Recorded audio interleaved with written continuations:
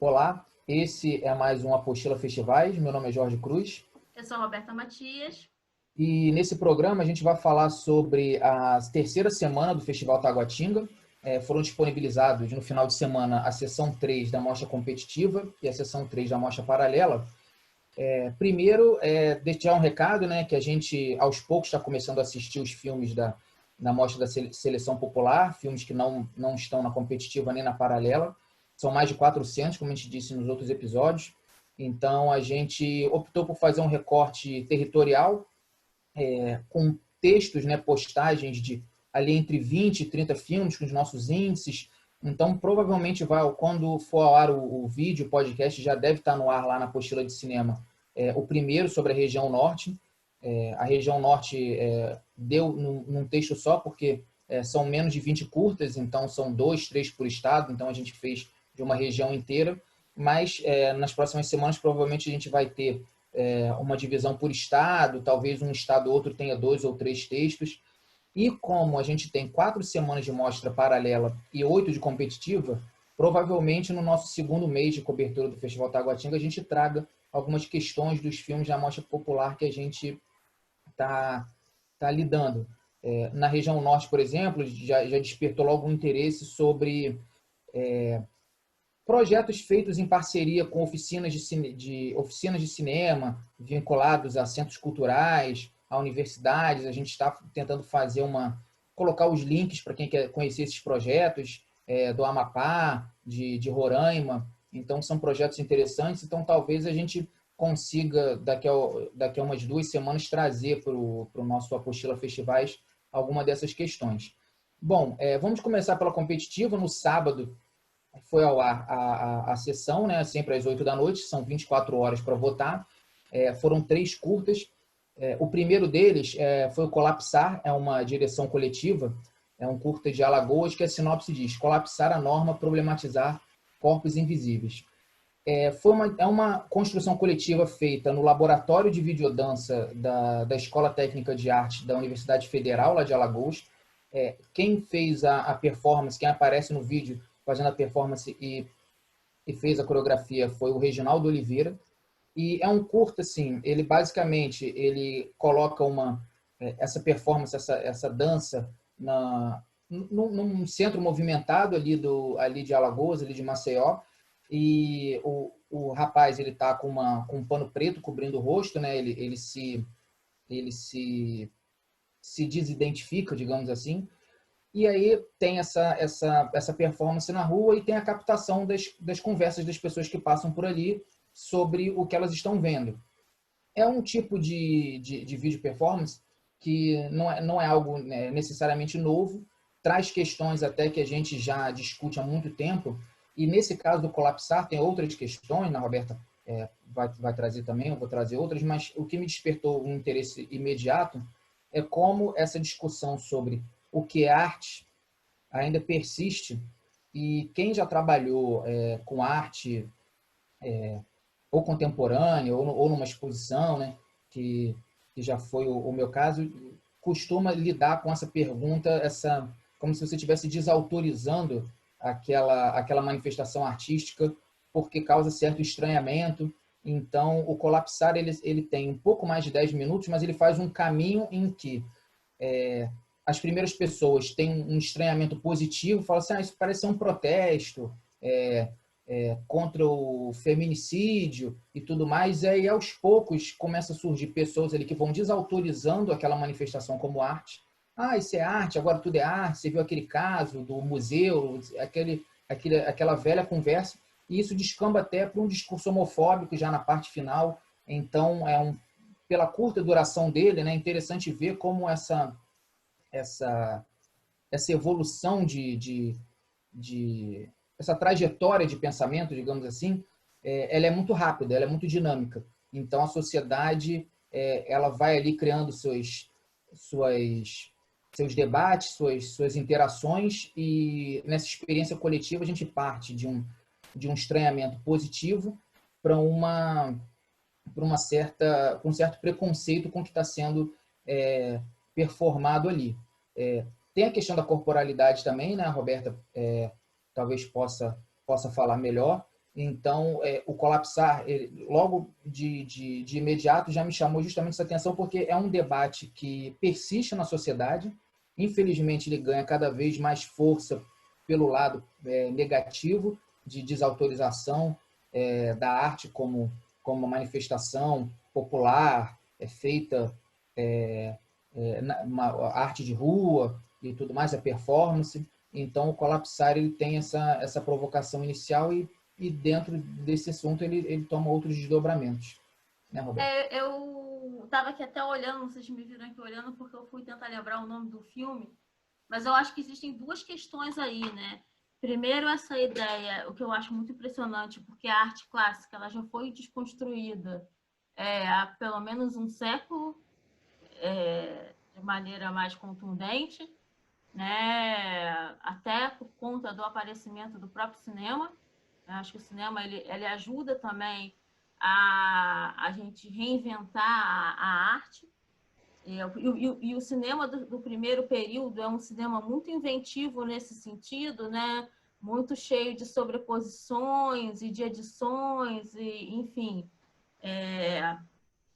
E aí eu estava olhando aqui, porque eu não sei quem viu, mas o The Square, né? O Quadrado, que é um filme que zomba dessa própria ideia de arte pós-moderna, né? Ele está fazendo uma crítica o tempo todo, mas eu acho que assim a gente tem uma tendência, quando entra no museu, tem uma certa solenidade, né? Daqueles nossos espaços, quase como se fosse uma nostalgia, né? Daquele espaço puro, emblemático que o museu ocupa. Então, quando essas artes elas se dão dentro do museu, há um estranhamento menor, apesar de ainda haver, né? Ainda você escuta às vezes tem até alguns artistas que falam que vão anonimamente, alguns artistas pós-modernos, né? Desconstrutivistas, e dizem que vão às próprias exposições anonimamente para escutar o que as pessoas estão falando sobre as obras. E aí, às vezes, o discurso é muito esse, pô, mas isso daqui é arte? O que é isso? Né? Não sei muito bem. Agora por exemplo, eu estava entrando em contato com um artista argentino chamado Pablo Lapadula, que ele é biólogo, e a arte dele se dá a partir das imagens microscópicas e dos resquícios que ele utiliza no fazer dele enquanto biólogo. Ele continua sendo biólogo e artista. Então, assim, esse limite entre o que é e não é arte, a gente sabe que ele é dado muito também por conta dos pares, né? De quem, se chega um crítico ou um grande artista que identifica aquilo enquanto arte, então aquilo é arte. Mas eu acho muito curioso que a gente ainda esteja nesse lugar de buscar uma arte mais... eu não sei nem como dizer, mas mais contida, ou uma arte que imite o real, né? Uma arte que tenha uma conexão efetiva com o real, apesar de todos esses anos. E eu acho que quando você coloca isso para a rua, causa um estranhamento maior, porque a rua é um espaço no qual não é entendido como espaço da arte, né? Tanto que a gente, muitos anos, teve que efetivamente lutar para que o grafite, por exemplo, pudesse ser considerado uma arte. E, às vezes, o espaço de algumas artes são na rua mesmo. Essa performance mesmo, ela só se deu porque ela tinha a rua como palco, né? Ela não faria, talvez, sentido em outro espaço. Sim. E realmente causam um colapso naquelas pessoas que param ali, né? Porque primeiro vai parando pessoas interessadas no que está sendo desempenhado ali, só que aos poucos vai começando a parar pessoas interessadas por outras pessoas estarem paradas, né? A rua tem muito isso, né? Então aí é aí que você tem uma segunda onda de opiniões que aí você traz uma visão mais ampla do que a rua tem a dizer sobre aquela manifestação artística. Então é um curta realmente muito interessante, abre a sessão. A obra seguinte é de Pernambuco, é O Verbo se fez carne, de Zé dos Santos Mendes. a Roberta o texto, né? Essa semana a gente fez uma divisão, não por mostra. A gente, dentro das mostras, cada um fez alguns textos, né? Um fez um, outro fez outro. Então, o Verbo se fez carne foi assistido e o texto é da Roberta. Então, Roberta, eu também chega a ser também um tipo de performance, mas segue um outro caminho, né? Na verdade, eu acho que é mais uma espécie de videoarte, né? Seria uma videoarte, mas que problematiza questões centrais para o Brasil. Primeiro que ele pega os três emblemas, né? Aquela ideia de construção do Brasil a partir do indígena, do negro e do português, e aí centralizando nas três religiões, né? Porque o português está representado de alguma maneira pela Bíblia, né? O negro está representado por um alguidar. Eu não sei se vocês sabem o que é aquela bacia assim de barro, né? Que geralmente é utilizada para oferendas, e uma língua dentro da bacia. E o índio chega a essa mesa, né? Tem as duas representações ali. Ele chega com chocalho, o chocalho, dependendo do tipo de chocalho, ele também quer representar uma espécie como se fosse um objeto religioso, né, para o indígena.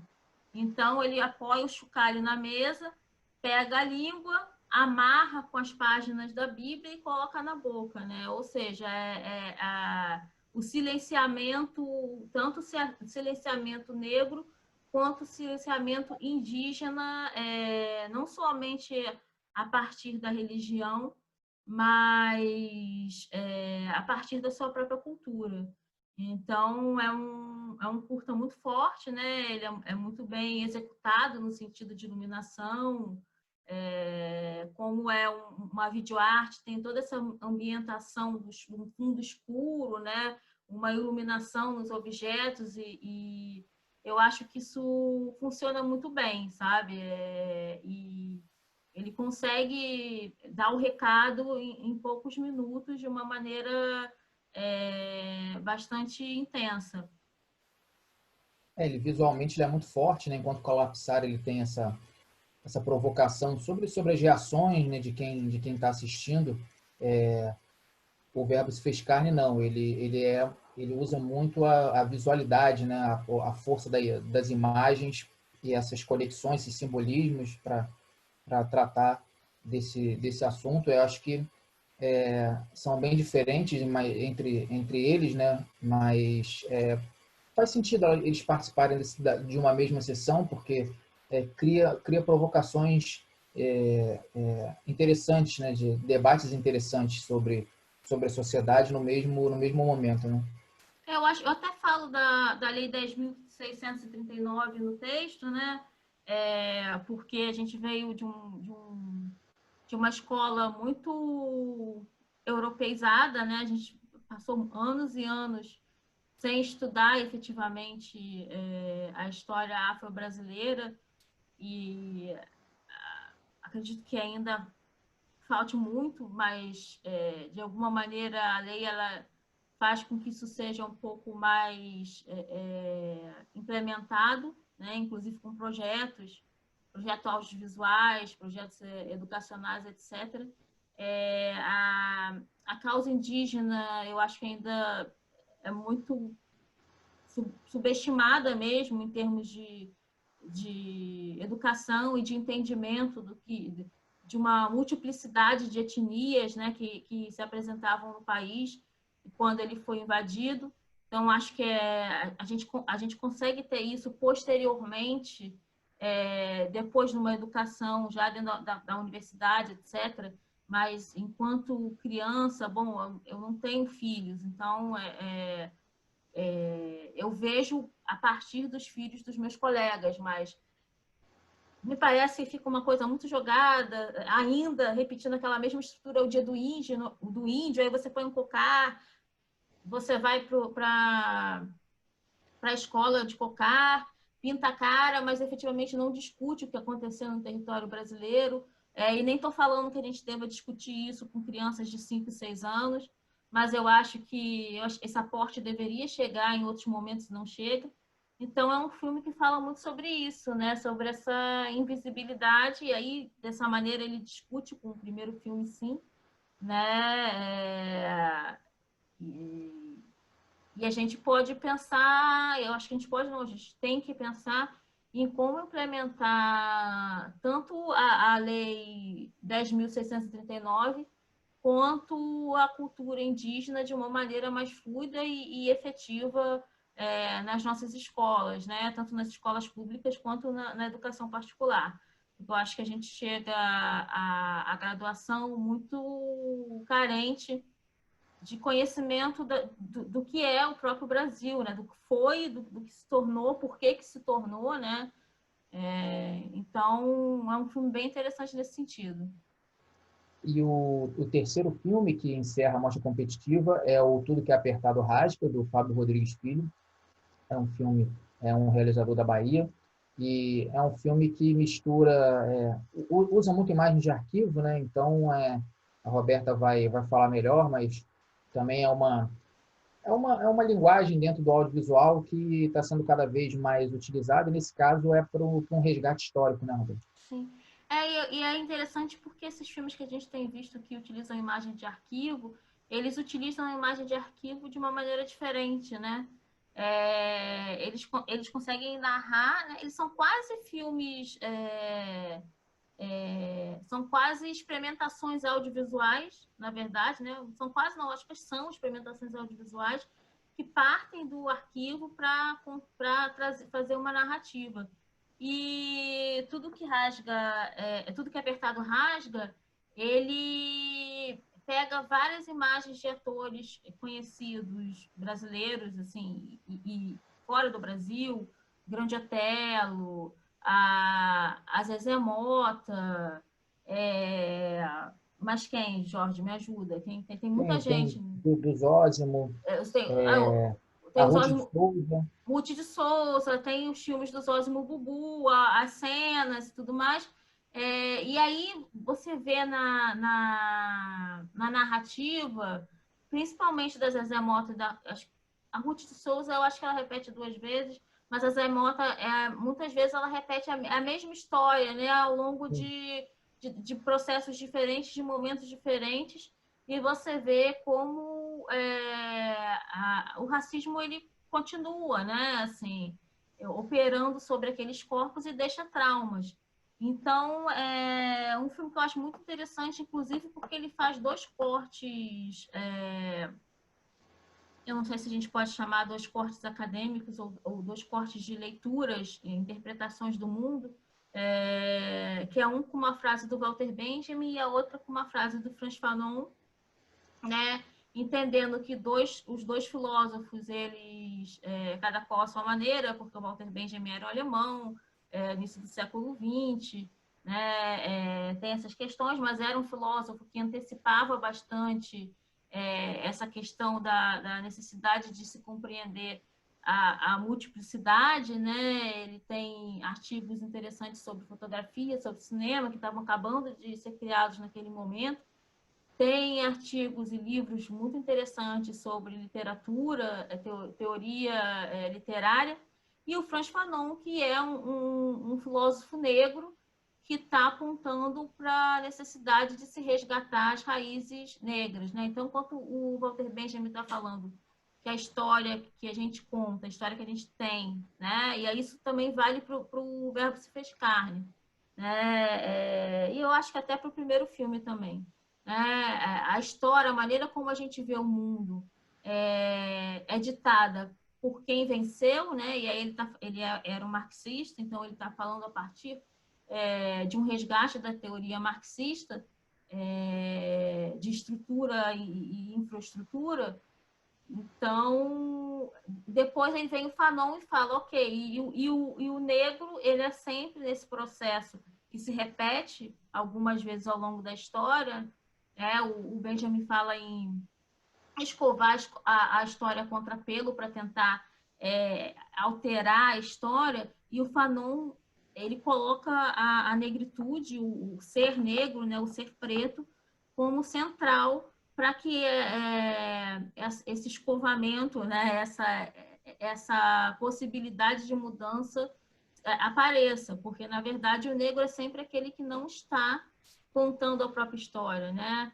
Então, quando o Fábio Rodrigues se utiliza dessas imagens em diversos momentos diferentes, e até com um grande Otelo no final da vida, muito assim, eu acho que, não sei se a palavra é desiludido, mas muito cansado, né, desse processo de repetição, e de, às vezes a gente escuta as pessoas falarem, uma pessoa negra tem que provar 2 vezes que ela é competente, né? Mesmo que ela chegue num determinado patamar, que ela chegue num lugar no qual ela é reconhecida, ela continua tendo que provar, né, que ela pode fazer mais. É uma das coisas que as atrizes reclamam, né? Que elas eram chamadas para fazer papéis e aí elas ficavam felizes quando tinha alguma fala, né? Então, tanto que eu não sei se é a própria Zezé Mota que coloca, o meu problema não é fazer a empregada na novela. O meu problema é se essa empregada vai ter uma atuação, ela vai ter algum papel efetivo na novela, né? Que, Tem uma obviamente... publicidade também, né, que chamou muita atenção, porque quando você fala da Zezé Mota e da Ruth de Souza, são grandes atrizes, né, que ficaram trabalharam ao longo de décadas e mesmo assim elas falam assim, se eu fiz dois comerciais, três, eu fiz, a Zezé Mota chega a falar, ela fez três mais um, não foi nem ao ar, ela, Isso, na que verdade só fez dois, porque o mercado, né, a publicidade não via a figura dela como uma figura que vai atrair consumidores com o produto. Então é interessante porque assim não usa só as imagens dos filmes, né? Usa também as entrevistas, né? Então tem uhum. uma possibilidade de ser mais crítico, né? Se você pensar nos arquivos que são utilizados para montar o filme. Eu acho interessante também a gente pensar, por exemplo, essa coisa do riso, né, da piada. O que era engraçado, do que a gente ria há algumas décadas atrás e de que hoje eu acho que já é um ganho, né? Já é um ganho a gente levar algumas coisas a sério.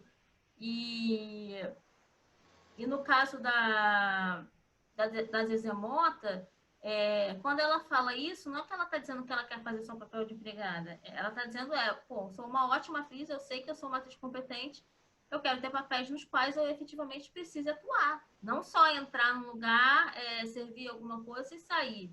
Né? E eu acho que essa questão da representatividade, a gente volta, toca nesse assunto milhões de vezes, porque é importante, sim, né? É importante que as crianças vejam pessoas ocupando espaço. Agora, ao mesmo tempo, existe o outro lado da moeda, que é a apropriação dos discursos, né? E a utilização. Eu acho que, assim, finalmente, algumas grandes empresas acordaram para o fato de que a gente tem uma população majoritariamente negra ou parda, né? A gente tem, a nossa população ela é assim, e ao invés de darem espaço no sentido de colocar essas figuras num lugar de destaque, elas se utilizam de alguns discursos que não são dela para poderem lucrar mais. Então, assim, eu acho que eu vejo com bons olhos essa tomada de poder por parte dos negros, né? Mas também fico atenta a essas possíveis deformidades que podem ocorrer por conta do mercado. Agora, não estou falando de maneira alguma também que a gente não deva fazer propaganda, a gente tem mais é que fazer propaganda mesmo. Jamila Ribeiro tem mais é que para Paris mesmo. Entendeu?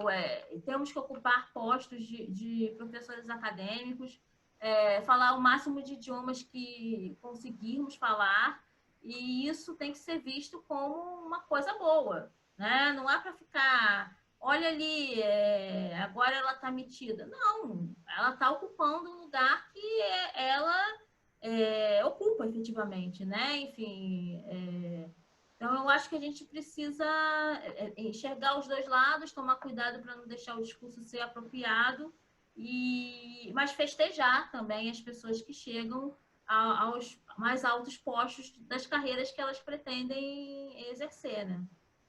Então, aproveitem que ainda está disponível até o final da semana o Tudo que é Apertado Rasga, né? É um filme também que, para a história do cinema brasileiro, tem ali cenas importantes da carreira da Ruth de Souza, da Zezé Mota, do Grande Otelo, né? Tem muitos filmes que fazem essa montagem a partir do cinema brasileiro. No próprio site do Taguatinga tem um filme chamado A Praga do Cinema Brasileiro, que usa filmes feitos na época do final dos anos 60 e em diante. Também tem agora, nos 65 anos da Cinemateca do MAN, está disponível agora essa semana o filme do Humberto Mauro, que também é só um recorte da carreira dele.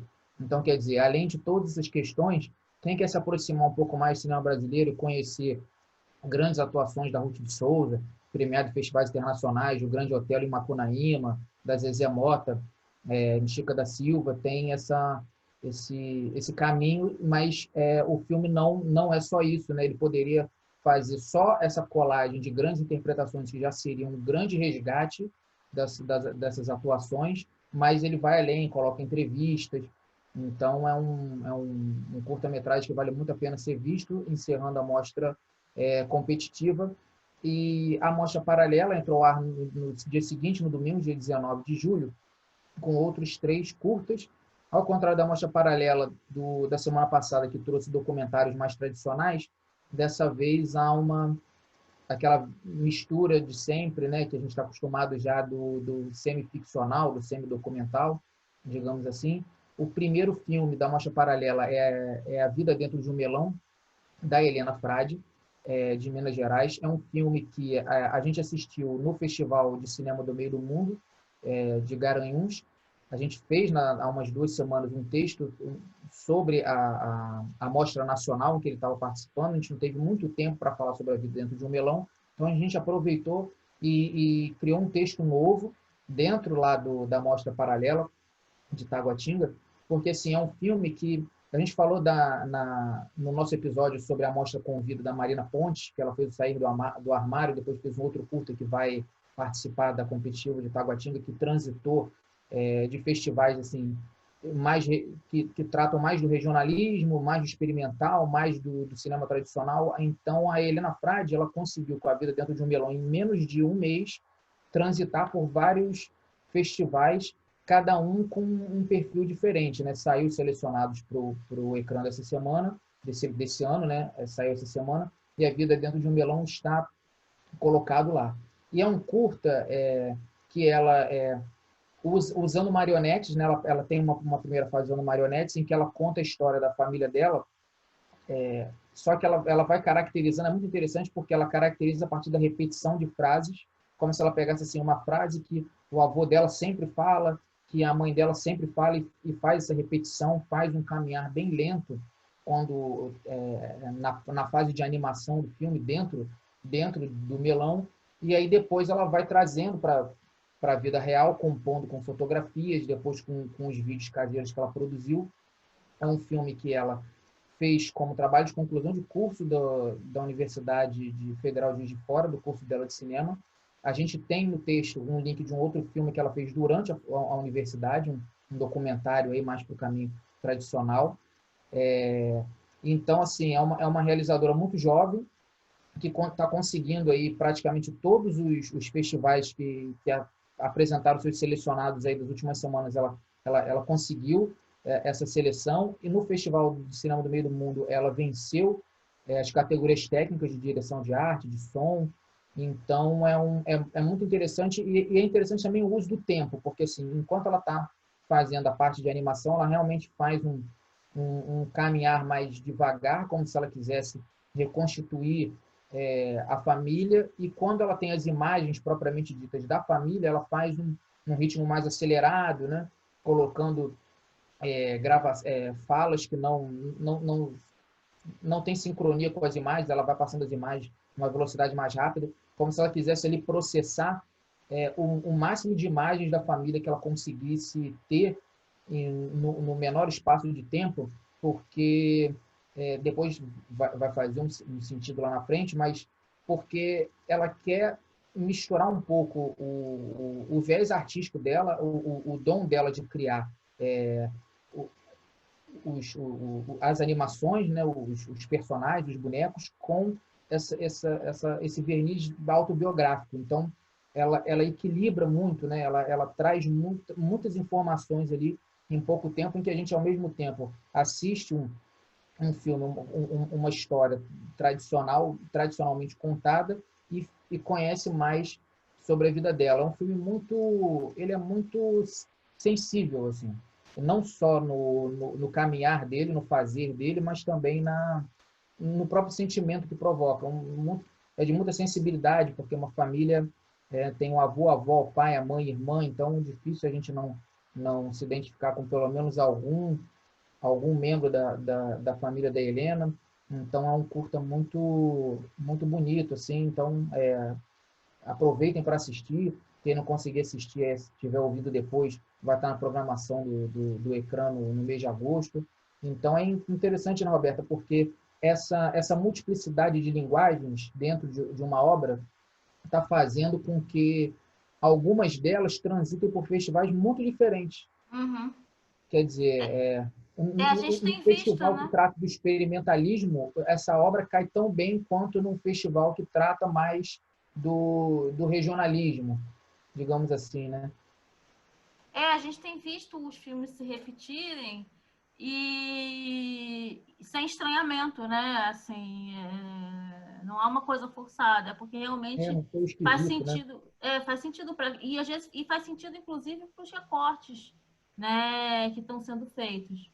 Então, eu acho bastante interessante essa multiplicidade dos filmes mesmo, né? Deles, é como se eles se reinventassem a cada festival. Eu acho até interessante vê-los de maneiras diferentes, né? Por exemplo, dentro do recorte agora da Mostra de Taguatinga, a vida de um melão, ele ganha outro olhar, porque ele está ali num conjunto que também dialoga com ele, né? Com a Sim, sim. história. E é um curto interessante para a gente conhecer três facetas da Helena como diretora, como montadora, que ela também monta a montagem do filme, é muito interessante, e como o desenvolvimento dos bonecos e tudo. Então, quer dizer, é, um, é uma, tem uma direção de arte muito interessante. É um filme bem diferente dos outros, assim, à primeira vista, por usar mais para o caminho da animação e tudo, mas no final das contas faz sentido que ele participe dessa mostra junto com os outros filmes. O segundo filme da mostra paralela foi o Marie, um filme de Pernambuco, do Léo Tabosa. É um filme que a Roberta escreveu o texto, também é um filme muito bonito, né, Roberta? Ele dialoga muito com outro curta português, mas primeiro fala do Marie, depois eu faço essa A novamente essa relação, né? comparação, essa relação. O Marie, ele é um filme que eu tinha visto já no festival da Cinemateca de Pernambuco, né, da Fundeste, inclusive ganhou o prêmio da Cinemateca Pernambucana, né? Ele ganhou esse prêmio dado pelos curadores da Cinemateca. Faz muito sentido ganhar, porque ele trata de alguns assuntos de uma maneira muito fluida, né? Ele trata dessa questão familiar, por isso que eu falei que eu acho que faz sentido também a vida de um melão estar tá aí nesse recorte, né? Porque justamente a Marie, que é uma mulher transexual, interpretada pela Wally Rui, que volta para a cidade dela para enterrar o pai. E o pai quer ser enterrado em Crato, que é uma cidade que está a algumas horas de distância, E ela tem uma questão com o pai, né, mal resolvida por conta da tanto da questão de gênero, quanto da maneira como o pai tratava a mãe dela também. Isso é colocado no filme, né? Existe uma certa mágoa dela, não somente como o pai conseguiu lidar com as questões dela, mas da maneira como o pai tratava a mãe. Mas o pai diz que quer ser enterrado ao lado da ex-mulher, né, da mãe dela, no caso. E ela resolve, então, atender a esse último pedido do pai, até acho que como uma forma de, mesmo que enterrar essas questões que estão ali para ela ainda pairando. Então, o melhor amigo dela na infância, o Estevam, que é interpretado pelo Rômulo Fraga, e é vizinho também, acompanhou a Marie, e o crescimento da Marie e a família toda, né? Então, ele, apesar da gente sentir que existe um clima ali esquisito entre os dois, um certo atrito, ele fala, não tem problema, eu vou fazer isso pelo seu pai. Então, eu te levo de carro, então é um road movie, né? É um filme de viagem, eu te levo, ele pega a caminhonete dele, eles colocam o caixão em cima, amarrado, e fazem a viagem. Mas durante a viagem, o que acaba acontecendo é justamente uma reaproximação entre os dois, né? Que em algum momento fica uma coisa meio ambígua, você não sabe se o Estevão tem algum interesse pela Marie ou não, ou se teve, né? Isso é uma coisa questionada, inclusive, por ela. Mas eu acho que o Léo Tabosa ele acerta muito quando ele coloca a amizade no primeiro plano, né? Na verdade, então é um resgate entre amigos que foram muito próximos, que se afastaram por questões de preconceito, de dificuldade de compreensão um do outro, né? Das limitações um do outro, e que tem nessa viagem uma oportunidade de resgatar essa amizade que era tão próxima na infância. Então, é um filme muito sensível também, muito bonito, que retrata a amizade. Eu acho que, acima de tudo, essa questão, eu até falo no texto, porque não importa ali se eles vão ter um relacionamento amoroso ou não, mas a maneira como eles conseguem efetivamente reconectar os vínculos que estavam sempre ali, né? Na verdade, é isso, os dois se amavam enquanto amigos e por motivos de preconceito, do afastamento dela, porque ela teve que sair da cidade para ir para outros lugares e tudo. Então, assim, na verdade, eles estão fazendo movimentos opostos, né? Porque o Estevão está com uma vontade de sair da cidade, né? Ah, estou sempre morando aqui, etc. E a Marie tá, mas a gente precisa ter raízes, né? Ela já está há muitos anos fora da cidade. Então, eu achei que foi um prêmio assim, justo, bonito, no sentido de que o filme é muito singelo, é muito bem feito, e eles dois têm uma sintonia muito grande, né? Eles conseguem contracenar como se fossem efetivamente velhos amigos, é isso. Sim, e tem essa questão que o filme da Helena Frade trata também, que é justamente ter um porto seguro, né? A Marie, ela não tem, ela perdeu os vínculos ali com aquele território, mas o Estevão não deixa de ser uma segurança no sentido de ter alguém a quem confiar Uhum. no caso de você retornar ali àquele lugar, né? Então, é algo que a gente, quando os lugares da vida a gente não passa e a gente deixa uma semente de confiança ali, né? Uma amizade, um vínculo ali afetivo para que caso a gente, por força das circunstâncias, a gente retorne, a gente tenha a quem confiar, né? Então, é um filme que fala dessa nossa necessidade, dessa nossa a importância da gente manter os afetos, né? Não necessariamente a distância não significa que a gente deva desfazer desses laços, né? Os laços continuam existindo, né? O Marie trata muito disso. A relação que eu ia fazer, porque tem um curta aqui no Festival de Cinema do Meio do Mundo participou da Mostra Internacional, que é um curta português chamado Transfugo, que é bem parecido no sentido de um homem, né, um português que volta lá a Portugal, vindo do Brasil, para enterrar o pai que também ele saiu do país por essas mesmas questões de preconceito e tudo, só que aí no caso quem falece quem falece é a mãe, desculpa. E aí o pai é que ele precisa cuidar e precisa levar procurar alguma casa de repouso e tal. Então é um filme que dialoga, só que é, aí a diferença, né? No caso, do Marie é o pai que falece, né? E no caso do Transfugo, a mãe que falece, o pai que permanece vivo. Então, realmente, é um outro filme muito sensível e justamente por falar dessa questão de segurança, o terceiro curta da mostra paralela também tem essa procura de um porto seguro, né, que é o Por Trás da Pele. É um filme que conta a história do Joris, um imigrante haitiano que chega a São Paulo para procurar o irmão, que também é imigrante. Então, quer dizer, o porto seguro dele, o vínculo afetivo, também está em trânsito. Então, essa referência familiar, esse vínculo afetivo, ele não consegue encontrar. Então, é um filme que foge dessa questão da sensibilidade e vai para uma questão mais grave. Então, é um filme, ele chega em São Paulo, né? Quando ele chega,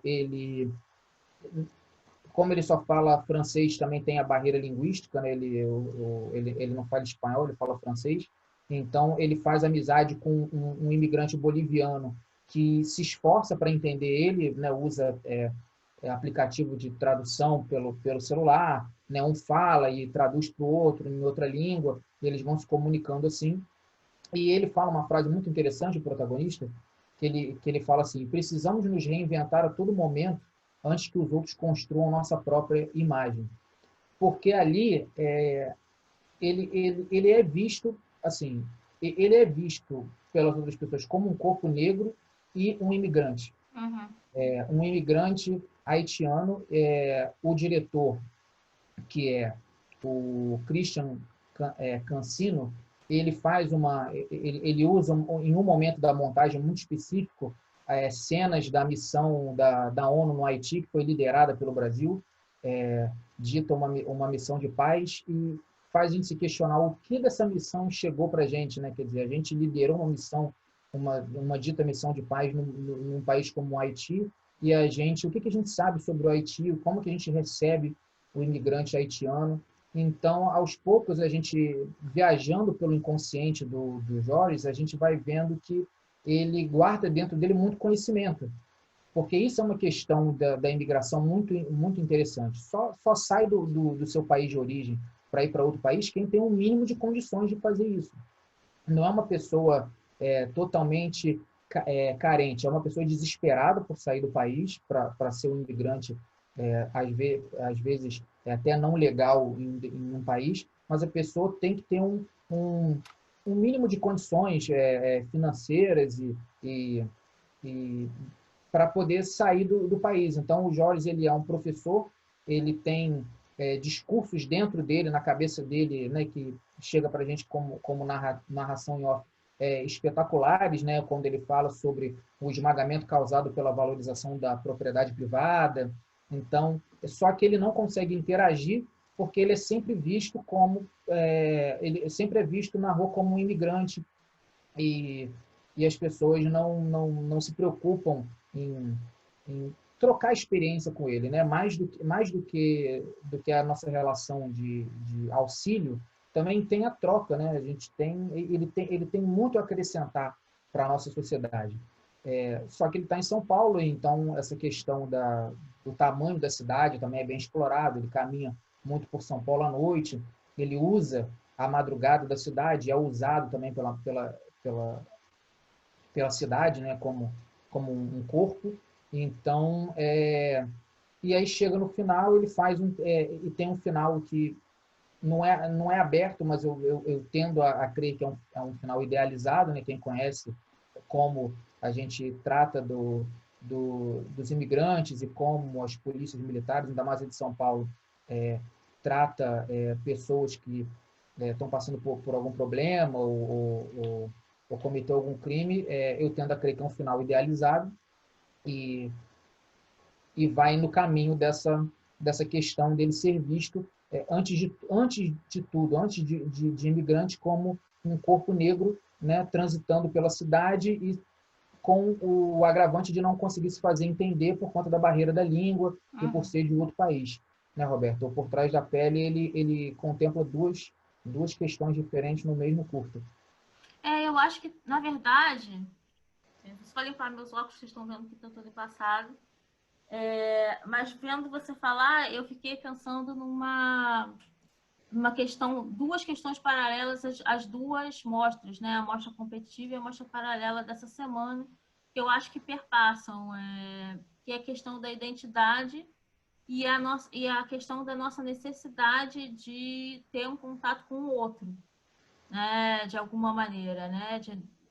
Apesar da gente ter essa necessidade de se encontrar enquanto indivíduo, e mesmo assim, enquanto indivíduo, fazer parte de algum grupo, né? Seja ele religioso, ou seja ele na questão da Marie, que é uma mulher trans, então ela faz parte de um outro grupo, ou Uma família, né, no uma caso família, da Juliana exatamente, Violão.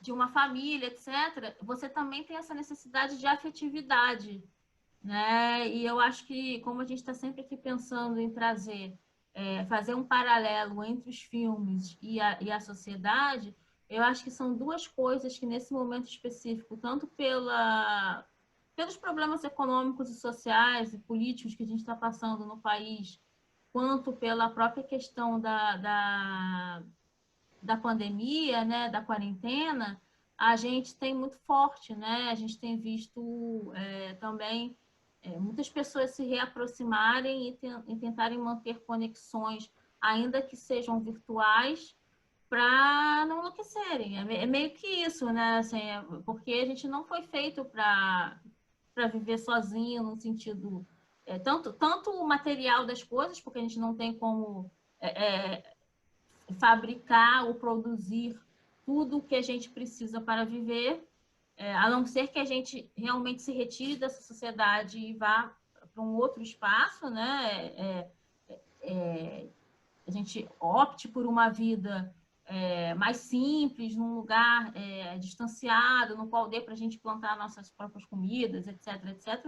Mas, para além disso, existe a necessidade da afetividade vinda de alguma maneira, ou da família, ou da amizade, ou de um outro que te olha e que tenta te compreender, né? Então, acho que é um momento muito... cabe muito bem, todos os filmes eles cabem muito bem nesse momento que a gente vive atualmente, né?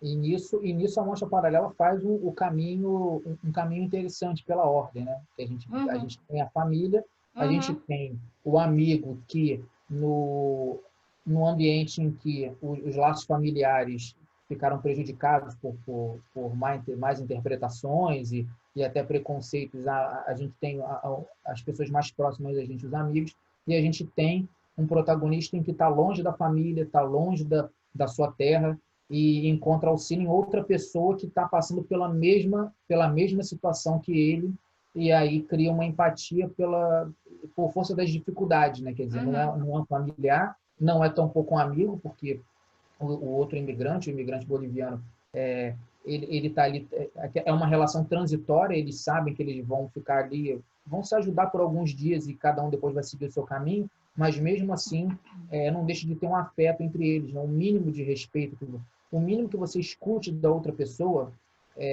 já ajuda em um momento tão difícil como o que ele estava passando.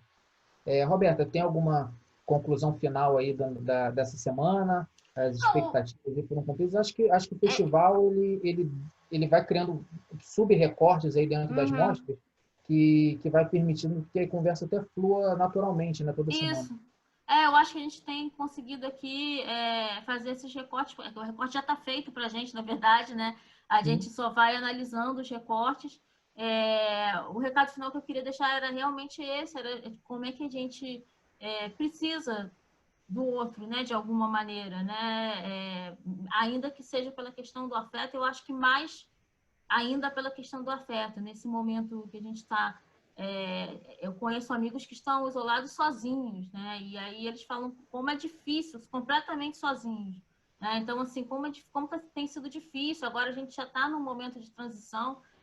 Espero que não regrida, né? Apesar dessa segunda onda na Europa, eu espero que a gente consiga, de alguma maneira, fazer com que isso venha com menos força para cá. Mas como é que é difícil você ficar completamente sozinho, né? E como é que essa virtualidade ela não supre o contato físico real, né? É outro tipo de contato. E aí eu tô falando até, não tô nem falando de relações amorosas e é isso não. Falando assim, você olhar na cara do teu amigo e você beber uma cerveja no bar e você discutir, você, sabe, dar um tapa no ombro, esse tipo de coisa que eu acho que a mostra, ela, de maneiras diversas, vem mostrando. Eu acho que até nos outros recortes também a gente pode pegar um pouco disso, né? Principalmente a questão da identidade, né?